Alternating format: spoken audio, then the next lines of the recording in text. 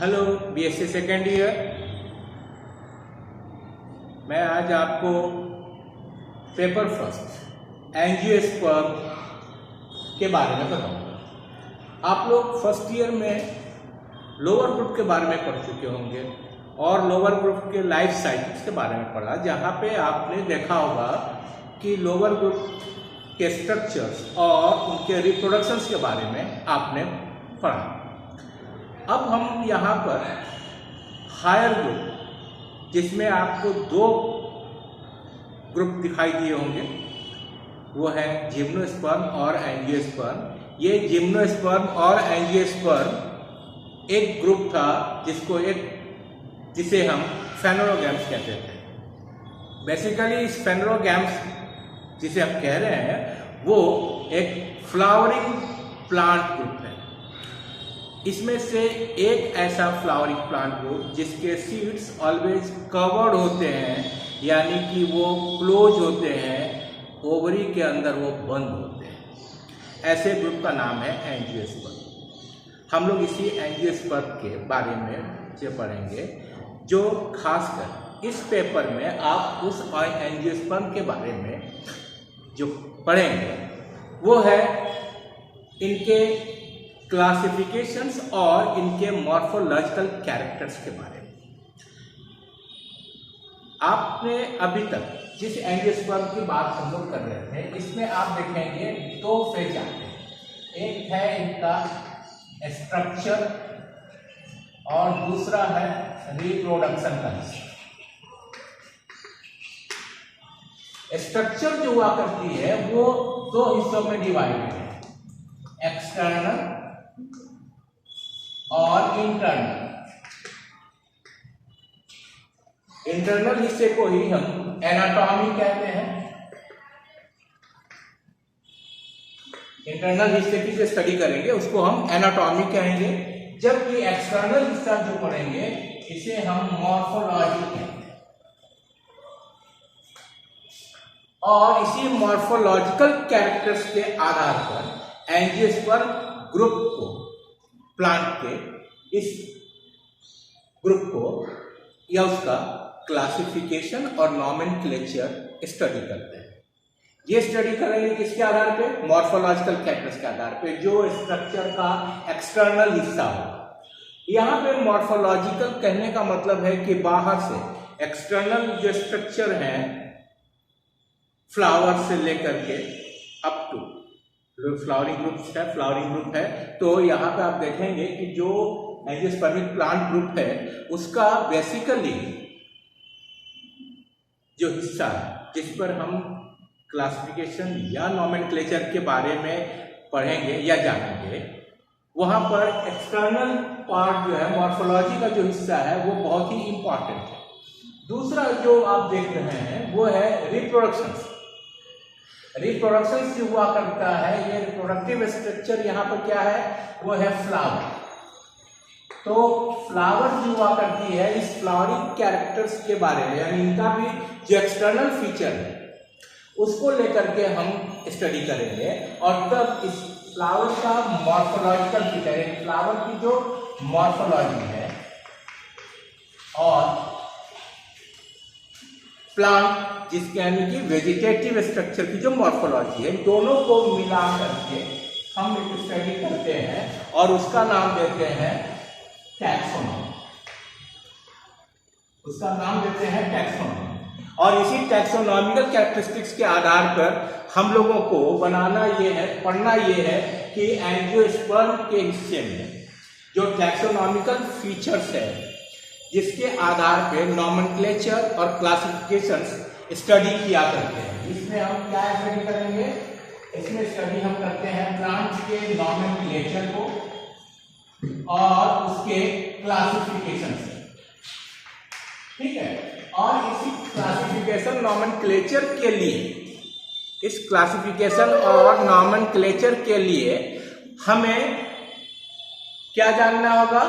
हमें उसके external feature यानी कि मॉर्फोलॉजिकल कैरेक्टर्स के बारे में पढ़ना होगा, ठीक। अब देखो, बेसिक तो जो कैरेक्टर है कैसे हम पढ़ेंगे, क्या हम जानते हैं? आपने देखा कि जो एंजियोस्पर्म है वो एक प्लांट ग्रुप है। एंजियोस्पर्म जो है वो एक प्लांट ग्रुप है, और उस प्लांट ग्रुप के पास आप देखेंगे जो एंजियोस्पर्मिक प्लांट है, इस प्लांट के पास दो हिस्से पाए जाते हैं। एक हिस्सा है जिसे आप कह रहे हैं वेजिटेटिव स्ट्रक्चर।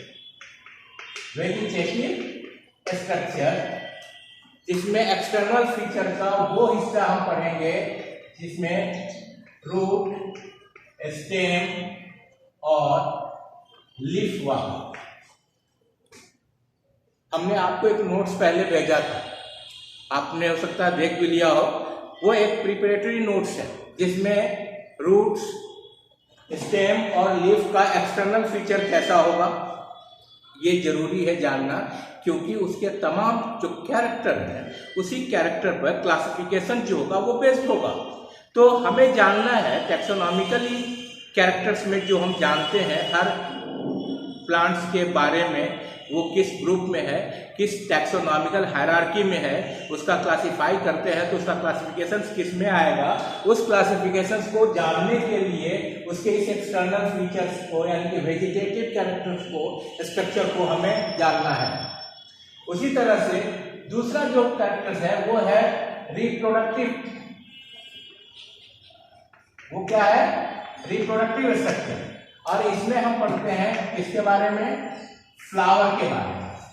अब देखो फ्लावर का जो एक्सटर्नल फीचर है, एक्सटर्नली फ्लावर कैसा दिखता है, उसके स्ट्रक्चर में किस तरह के कंपोजिशंस पाए जा रहे हैं, फ्लावर का इन्फ्लोरेसेंस कैसा है, ये सब कुछ आपको ये इसलिए जानना है क्योंकि इन्हीं के ऊपर आधारित है कैरेक्टर्स जो हम मेंशन करते हैं क्लासिफिकेशंस जानने के लिए, या फिर उस क्लासिफिकेशंस के आधार पर ऐसे प्लांट्स को हम आइडेंटिफाई करते हैं एक ग्रुप में, जिसके आधार पर उस प्लांट ग्रुप का यानी उस प्लांट का अपना एक स्ट्रक्चर, अपना एक कैरेक्टरिस्टिक डेवलप होता है, जिसे हम आगे चलकर फैमिली डिस्क्रिप्शंस के नाम से जानेंगे।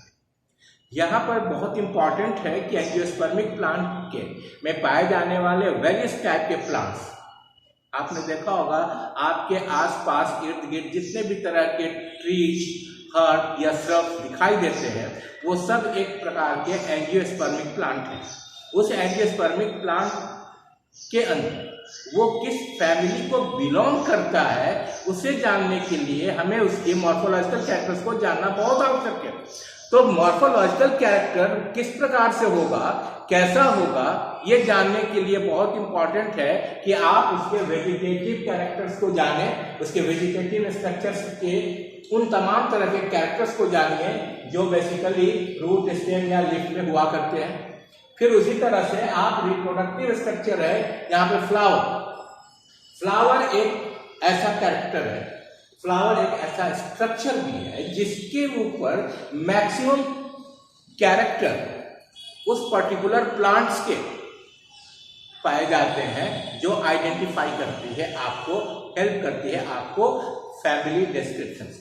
तो फैमिली डिस्क्रिप्शंस के लिए आपको ऐसे मॉर्फोलॉजिकल टर्म्स की आवश्यकता होती है, जिस मॉर्फोलॉजिकल टर्म्स को ही हम टर्मिनोलॉजी के नाम से जानते हैं, मॉर्फोलॉजिकल टर्मिनोलॉजी।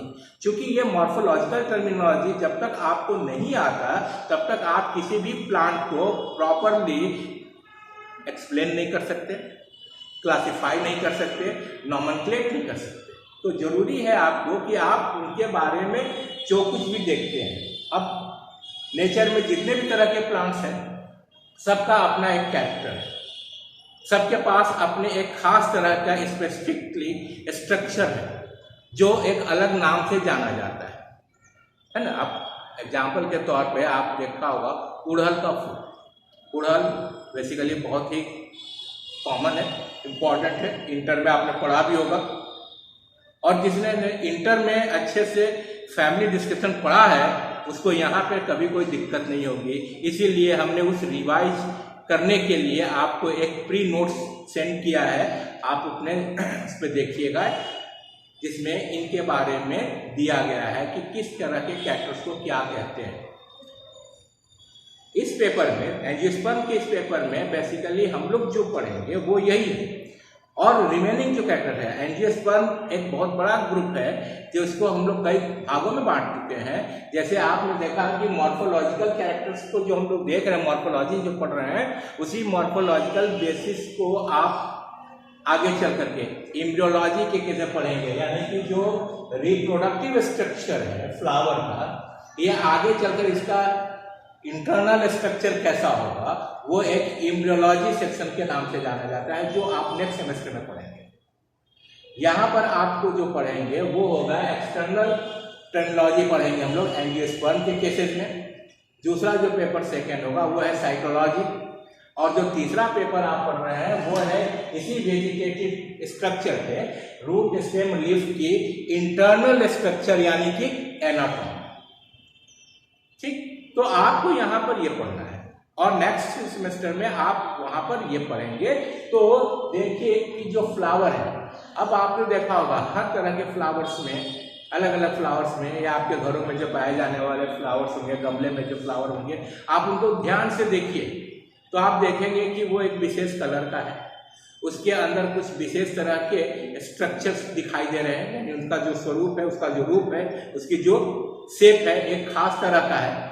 उसके अंदर लगने वाले जितने भी सेपल्स पेटल्स वगैरह है वो एक अलग या विशेष प्रकार के अरेंजमेंट में पाए जा रहे हैं। तो ये सब कुछ उस प्लांट के लिए, यानी कि उस कैरेक्टर के लिए पर्टिकुलर है, स्पेसिफिक है, जो आइडेंटिफाई करेगी, उस फैमिली को डिस्क्राइब करने में हेल्प करेगी। तो हमें जो यहाँ पे जानना था वो यही है कि एंजियोस्पर्म के अंदर आपको बेसिकली इनके मॉर्फोलॉजिकल फीचर्स को जानना है।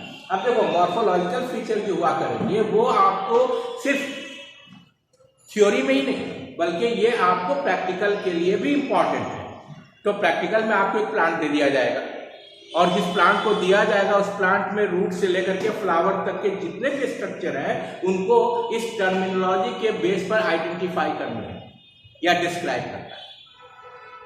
तो सबसे पहले हमें जरूरी है कि हम उसको जानें कि कैरेक्टर जो है वो किसे क्या कहते हैं, वो टर्म्स जो है किस कैरेक्टरिस्टिक स्पेसिफिक फीचर्स को किस टर्म से हम इंडिकेट करते हैं, नाम देते हैं या जानते हैं। तो बहुत ज़्यादा ये इम्पॉर्टेंट है, ये इम्पॉर्टेंट है कि हम उसको कैसे याद रखें, कैसे जानें। और एक बार बता दें, जब तक आपको ये पूरी तरह से याद नहीं हो जाता है तब तक आप किसी भी प्लांट को अच्छे से आइडेंटिफाई नहीं कर पाएंगे। इसलिए ये बहुत ही ध्यान से और बहुत ही इम्पॉर्टेंट है और इसमें आप पढ़िए। अदरवाइज अगर आप देखो भाई, ये ऐसा है कि एंजियोस्पर्म ग्रुप जो है वो एक खास तरह का टैक्सोनॉमी जो है अगर देखो तो बहुत ही आसान है, अगर आपको टर्मिनोलॉजी आती है तो, याद है तो, और अगर नहीं तो ये बहुत ही टफ है। इसलिए ये पेपर में मार्क्स लेना उतना ही आसान है और मार्क्स का जाना भी उतना ही आसान है यदि आपको टर्मिनोलॉजी याद नहीं है तो। ठीक, तो ये बात आप ध्यान से रखिए और इसे रिवाइज करते पढ़िए और बार बार इसको पढ़ते रहिए, क्योंकि ये अगर ऐसा आप नहीं करेंगे तो आपके लिए ये भूल जाएंगे। टर्मिनोलॉजी ऐसी चीज है कि वो याद रखने के लिए बार बार आपको देखना होगा, बार बार आपको समझना होगा, बार बार उसको याद करने के लिए देखने की जरूरत है। तो यहाँ पर आपको इस पेपर में यही बात देखनी है। अब देखो इंपॉर्टेंट क्या है, क्या इंपॉर्टेंस है या क्या इंपॉर्टेंट होना चाहिए, वो जानने के लिए इस एंजियोस्पर्मिक प्लांट में आपने लोअर ग्रुप जब पढ़ा था तो आपने देखा था, एग्जाम्पल सपोज करो आपने लोअर ग्रुप में कोई भी एक प्लांट ले लीजिए, आपने चलिए ब्रायोफाइटा का आपने एक मेंबर पढ़ लिया था, रिक्सिया। तो देखा कि रिक्सिया का एक्सटर्नल फीचर कैसा था, ठीक है। फिर आपने देखा उसको सेक्शन व्यू काट करके उसके अंदर का इंटरनल स्ट्रक्चर कैसा है। उसके अलावा फिर आपने उसमें देखा था कि किस प्रकार के एंथरीडियम है, आर्किगोनियम है, स्पोरोफाइट बन रहा था, स्पोरोगोनियम है ना। तो ये सब कुछ जो आप देख रहे थे वो क्या था, वो सब एक रिप्रोडक्टिव स्टेजेस थे। और वो सब रिप्रोडक्टिव स्ट्रक्चर का वो स्टेज था जिसमें दिखाया गया था कि ये एक ऐसा प्लांट ग्रुप है जो गैमेटोफिटिक है और इसके पास एम्ब्रियो का डेवलपमेंट नहीं होता है। ठीक, तो ये जो बात आई ये तय करती है कि ब्रायोफाइटा एक ऐसा ग्रुप है। उसी तरह से एंजियोस्पर्म जो है एक काफी कॉम्प्लेक्स प्लांट है, एक हाईली एडवांस प्लांट है जिसके पास उसके रूट है। अब देखो वहां पे आपने लोअर ग्रुप में एक बात पढ़ी होगी कि जो प्लांट है वो कैसा है, थैलोइड बॉडी। ठीक है, तो थैलोइड बॉडी का क्या मतलब था कि रूट, स्टेम और लीफ के बीच कोई डिस्टिंक्शंस नहीं है, यही ना। तो अगर उसके बीच कोई डिस्टिंक्शंस नहीं है तो वो क्या था, बॉडी थैलोइड था। लेकिन जैसे ही डिस्टिंक्ट हो गया, बॉडी एडवांस हो गया, बॉडी गैमेटोफिटिक जोन से निकलकर स्पोरोफिटिक फेज में पहुंच गया, ऐसे में ही ये एंजियोस्पर्म हाईली एडवांस है जिसके पास एक फुली डेवलप्ड एम्ब्रियो पाई जाती है। इसलिए ये एंजियोस्पर्मिक प्लांट जो है वो इरेक्ट फेज में देखने के लिए मिला, जहां पर कई इवॉल्व कैरेक्टरिस्टिक्स है ना। ये इवॉल्व कैरेक्टर्स, एडवांस कैरेक्टर्स जो देखने को मिल रहा था वो किसमें है, एंजियोस्पर्म में है। क्यों, अब देखो इस एंजियोस्पर्म के पास आप कोई भी एंजियोस्पर्मिक प्लांट लेंगे तो उसके पास आपको दो फीचर्स दिखाएंगे। यहाँ पर आपको जो टर्मिनोलॉजी हम लोग को पढ़नी है उस टर्मिनोलॉजी में ये याद रखना जरूरी है कि उसके हैबिटेट कैसे है ना, उसके हैबिटेट किस तरह का है।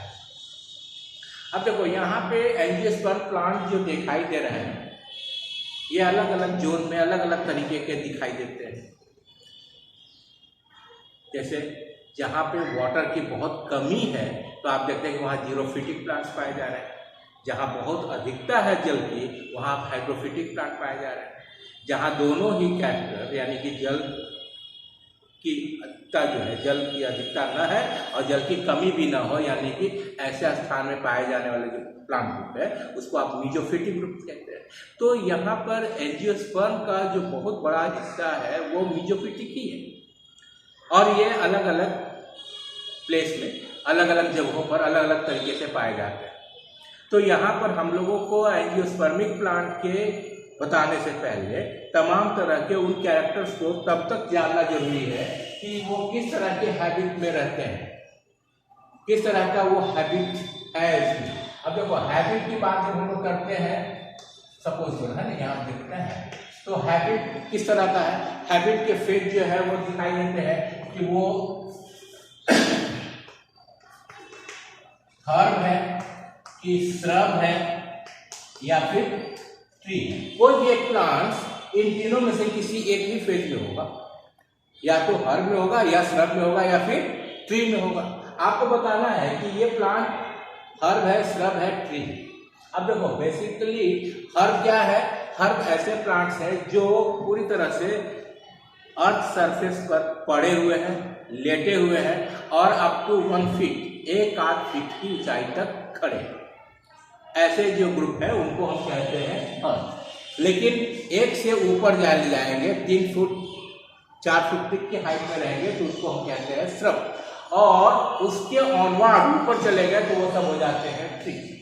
तो आप देखेंगे कि ट्रीज मोस्टली जो है वो 12 फीट के ऊपर के हिस्से वाले प्लांट है, कॉम्प्लेक्स है, हार्ड है, टफ है, ब्रांचिंग है। लेकिन उससे नीचे जो श्रब है वो अप टू 12 फीट तक के है, मगर वो सॉफ्ट है। बाहर से देखने में उनका जो फीचर है वो बहुत ज्यादा कॉम्प्लेक्स नहीं है ट्रीज के कंपैरिजन में। तो ऐसे में आप 3 ग्रुप देख रहे हैं, वो है हर्ब, श्रब और ट्री। हैबिटेट की बात अगर आप देखेंगे तो वहां देखिए क्या है वो,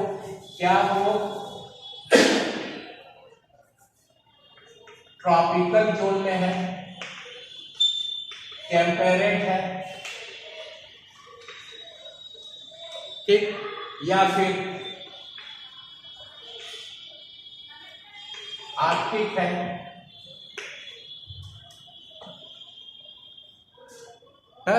या फिर वो जो है हाइड्रोफिटिक है।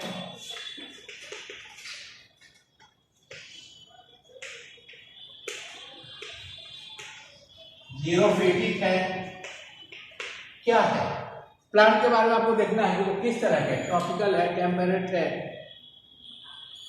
ठीक है, या एरिड है ना? क्या है? एरिड जोन है, राजस्थान थार का इलाका में जो दिखाई दे रहा है इसको हम लोग एरिड कहते हैं। आर्कटिक जो स्नोवी रीजन में है, ज़्यादा कोल्ड रीजन में पाए जा रहे हैं, जहाँ टेम्परेचर बहुत ही लो है, ठीक है, स्नोफॉल भी स्कैंटी है वहाँ पर, स्नोफॉल जो है वो अधिक है।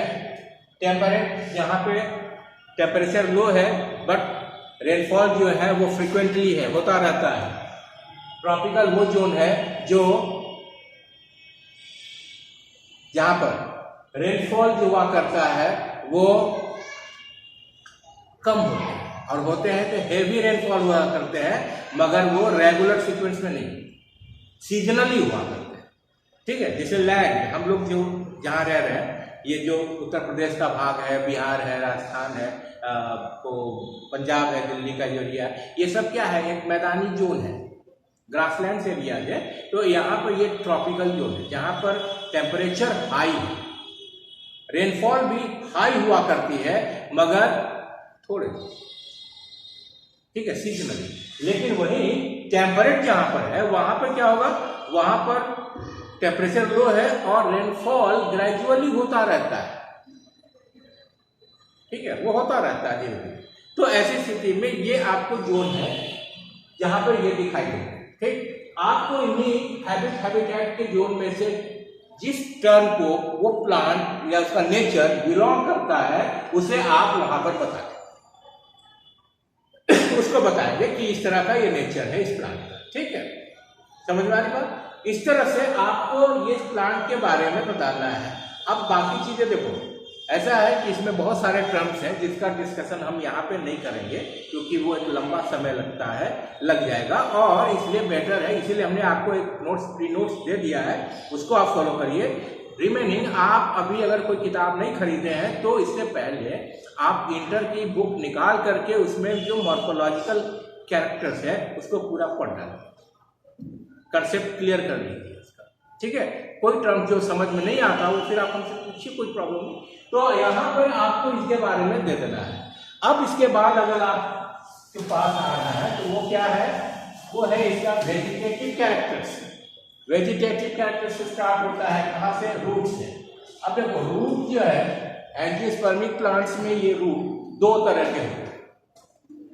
एक तो वो रूट है जिसको हम टैप रूट कहते हैं, और एक वो रूट है जिसे हम एडवेंटिस।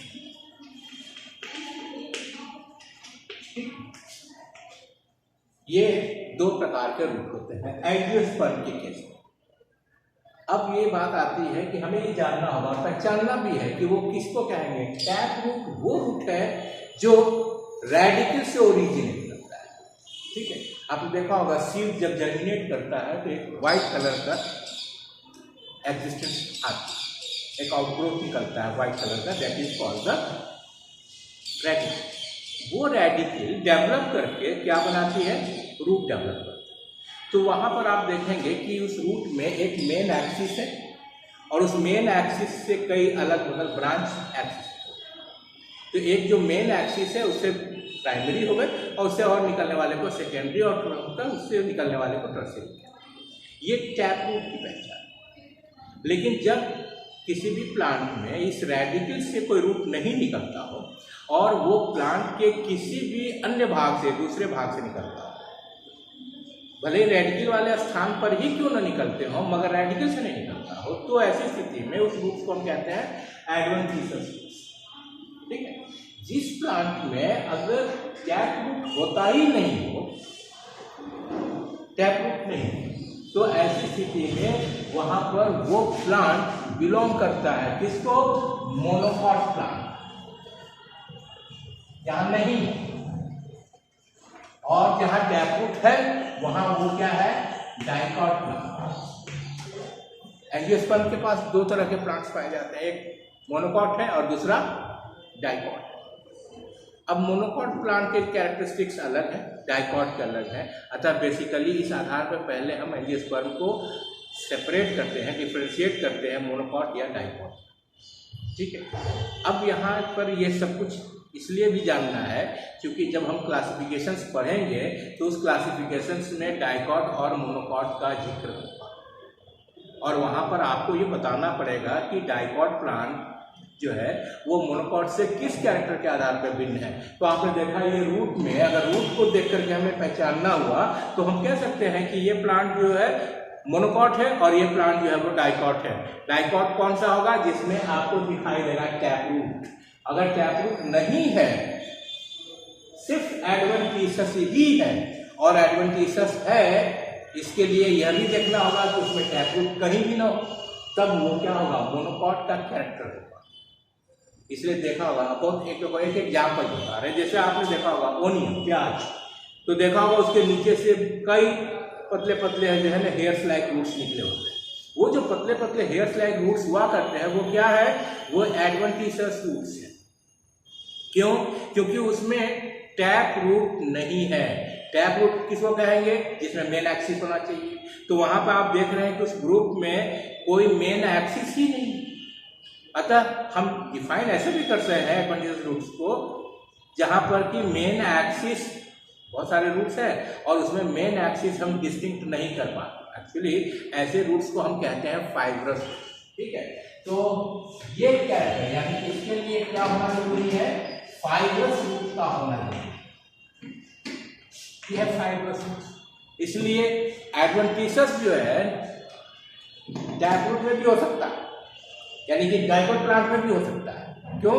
क्योंकि डाइकॉट प्लांट में अगर कहीं स्टेम से कोई रूट्स निकल रहा है, जैसे देखा होगा बरगद, फिग प्लांट है ना, बरगद का प्लांट, तो उसमें देखा होगा प्रॉप रूट्स निकले रहते हैं, लंबे लंबे रूट जो है शाखाओं से लटकते हुए नजर आते हैं। तो शाखाओं से लटकते हुए ये रूट जो दिखाई दे रहे हैं, ये वास्तव में क्या है? प्रॉप रूट है। तो ये प्रॉप रूट है वो एडवेंटिसस रूट, क्योंकि रूट जो है वो टैप नहीं है, क्योंकि टैप रूट तो वही होंगे जो कहाँ होगा?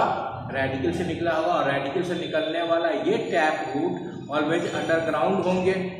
ठीक है, लेकिन मेन एक्सिस होगा। अंडरग्राउंड और भी रूट्स हो सकते हैं, बहुत सारे अंडरग्राउंड रूट्स होते हैं, क्योंकि इसी आधार पर जो है ना मॉडिफिकेशन देखने को मिलता है। तो यहाँ पर हम लोग ये देखेंगे कि ऐसे में दो वो प्लांट्स रूट होंगे जहाँ पर टैप रूट, डाइकॉट और मोनोकॉट रूट के अंदर पाया जाए। ठीक है, दूसरी जो बात हम लोग ये कहने जा रहे थे, ये रूट्स आप पढ़ेंगे और उस रूट्स के अंदर आप ये बेसिकली देखेंगे। उसी तरह से अगर बात हम करेंगे स्टेम, अब देखो रूट हो या स्टेम, हम आपको अभी एक सुपरफिशियल एक क्लास जो कि इंट्रोडक्टरी क्लास है, तो हम आपको बता रहे हैं, लेटर ऑन हम आपको इनके कैरेक्टर के बारे में भी बताएंगे। जैसे अब देखो बात ये आती है कि रूट है, तो रूट के कैरेक्टर्स क्या होते हैं? ठीक, पहचानना होगा, जानना होगा कि रूट के क्या क्या कैरेक्टर्स। आपने पढ़ा भी होगा इंटर में कि रूट जो हुआ करते हैं उसके कैरेक्टर्स। तो देखो रूट्स के कैरेक्टर्स क्या है? रूट्स पहली बार रेडिकल से निकलते हैं, न भी निकलते हैं तो कलरलेस होंगे। ठीक, लेकिन जरूरी नहीं है। लेकिन एक बात उसमें जरूरी है कि उसमें जो नोड और इंटरनोड्स नहीं पाए जाते। ठीक, रूट अगर है तो उसमें नोड इंटरनोड्स नहीं होगा। साथ साथ उसके टिप्स, रूट का जो टिप है उसके ऊपर एक कैप पाया जाता है, तो उसको रूट कैप कहते हैं। अतः हर रूट की जो आइडेंटिटी है, स्पेसिफिक कैरेक्टर जो है वो दो है। वो क्या क्या है? रूट में कभी भी, यानी जो रूट है इस रूट में क्या क्या नहीं होना चाहिए और क्या होना चाहिए? तो यहाँ पे नोड और इंटरनोड ये क्या होगा? नहीं होगा। लेकिन यहाँ पे रूट हेयर्स पाए जो कैसा होगा? यूनिसेलुलर होगा। ठीक है, कैसा होगा? यूनिसेलुलर होगा। ये पहचान है, आपने पढ़ा था लोअर ग्रुप में। ये रूट बनने से पहले वहां यही रूट क्या था? राइजोइड्स थे, और वो राइजोइड्स कैसा था? यूनिसेलुलर था। तो रूट के सरफेस पर रूट हेयर्स पाए जाते हैं, और वो रूट हेयर्स कैसा होगा? यूनिसेलुलर होगा। ये कैरेक्टर है रूट का, रूट की पहचान है, जरूर होगा। और दूसरा, रूट के शीर्ष पर क्या पाए जाएंगे? रूट कैप का प्रेजेंस होगा। अगर वो रूट है तो उसमें रूट कैप अवश्य होगा। तो रूट कैप का होना, रूट हेयर्स का पाया जाना, ये दो बहुत ही इंपॉर्टेंट कैरेक्टर्स हैं। हालांकि रूट कलरलेस होते हैं, लेकिन जिस मिट्टी में लगे रहते हैं रूट्स पाए जाते हैं, वो उस मिट्टी का कलर भी कभी कभी अडॉप्ट कर लेता है। और कुछ रूट्स तो ऐसे हैं जहां पर कलरफुल होते ही है वो, है ना, ऐसे रूट्स हैं।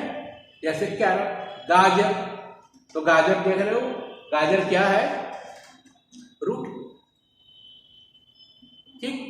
और वो क्यों रूट है, वो टैप रूट है, क्योंकि उसमें मेन एक्सिस पाए जा रहे हैं, और लेकिन वो कलरफुल है, ठीक है। तो ऑलमोस्ट रूट जो हुआ करते हैं वो कलर नहीं होते, लेकिन अगर वो कलर्ड है तो वो एक किसी खास स्पेसिफिक कैरेक्टर के अंतर्गत है। और उस स्पेसिफिक कैरेक्टर के अंतर्गत इसलिए है क्योंकि वहां पर वो कलर उनका एक मॉडिफिकेशन, ठीक है। तो इस तरीके से हम लोग ये देखेंगे कि जो कैरेक्टर्स हैं वो इस तरीके के हिस्से में पाए जा रहे हैं। अभी हम इस लेक्चर को यहीं पे स्टॉप करते हैं। ऑनवर्ड्स आगे हम लोग स्टेम के कैरेक्टर्स में पढ़ेंगे, क्योंकि हमारी वीडियो, ठीक है, 30 मिनट्स की ही होगी, इसलिए कंसेक्यूटिव वीडियोज और आपको मिलते रहेंगे देखने के लिए। तो अभी हम यहीं तक, अगले क्लास यानी कि वेट करिए, देन नेक्स्ट सेशन की जो क्लास आएगी आपको, उसमें हम लोग इसके आगे की स्टडीज करेंगे, ठीक है। Okay, thank you.